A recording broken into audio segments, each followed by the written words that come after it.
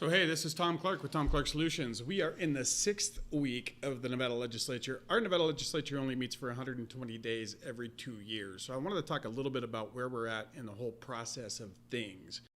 So the Nevada legislature is limited to 120 days every 2 years. And because it's like that, we have certain deadlines that are within that 120-day realm that the legislature tries to meet so that we keep the process moving going forward. You don't have just a huge pile of bills lingering out there, waiting to be heard in committee, waiting to be introduced, that kind of thing. So the first deadline that we had was last Monday. And on that deadline, all of the individual legislators' bills were supposed to be introduced. Well, the Legislative Council Bureau staff, the lawyers and the policy research analysts, the folks that draft those bills, simply couldn't make that deadline. Now, keep in mind, they're not all working in the building right now either. Some of them are working from home. So, they're dealing with pandemic-related restrictions. They even have furloughs that they have to deal with. So we missed that deadline. Legislative leadership decided that we're going to push that 1 week. So that new deadline is March 22nd. The interesting thing about that is that's also the deadline for all of the committee chairs to have their bills introduced as well.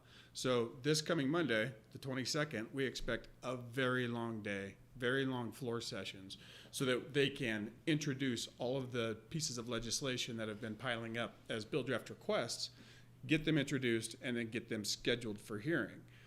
What's going to happen next is the next big deadline. The next big deadline is a make or break for a lot of legislators and their bills, because if by April 9th, those bills haven't been heard in committee, amended, and passed out of committee, they're dead. So on April 10th, we'll have, unless leadership decides that we can't make that deadline, by April 10th, we will have a very clear field of what legislation still exists, having come out of committee. And then the next deadline after that is, of course, getting them passed. So if you have out of the House of Origin, so if you have an assembly bill, it's now been heard, it's been introduced, it's been heard in committee, been passed out of committee, whatever amendments, if there are any, have been debated, it's passed out of committee, now it goes to the floor of the House of Origin.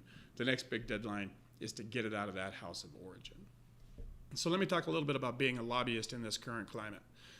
Typically in traditional years, we would register as lobbyists, and with that registration, we would list all of the clients that we have. That's a really important part of this process because it provides a level of transparency. Legislators would know who Tom Clark is, who he represents. And so when I went to get a meeting, they would be able to tell, yeah, Tom Clark represents this particular company, this particular industry, and that's probably what he wants to talk to me about. And as a registered lobbyist, I'm following all the rules that go along with that. The big part of that is reporting how much money I spend on entertaining legislators for the previous month. So normally on March 1st, I would have produced a report that says I had lunch with this legislator, this legislator, this legislator, and lunch cost this much money, and so forth and so on. But what actually happens is that we don't do those kinds of meetings anymore. They used to be a lot more prevalent when I got started in this business 20 years ago. There isn't a lot of those types of meetings that occur with legislators, but that reporting requirement is still there. If that reporting requirement wasn't there, then there wouldn't be the transparency that you expect in state government. So Assembly Bill 110 was introduced, and what it does is it changes the definition of a lobbyist. It used to say if you were in the building and you were advocating on a particular client, you were a lobbyist. AB 110 changes that. Now you're a lobbyist that if you have regular communications with the legislator about a particular issue, you need to register as a lobbyist and list that client on your registration forms.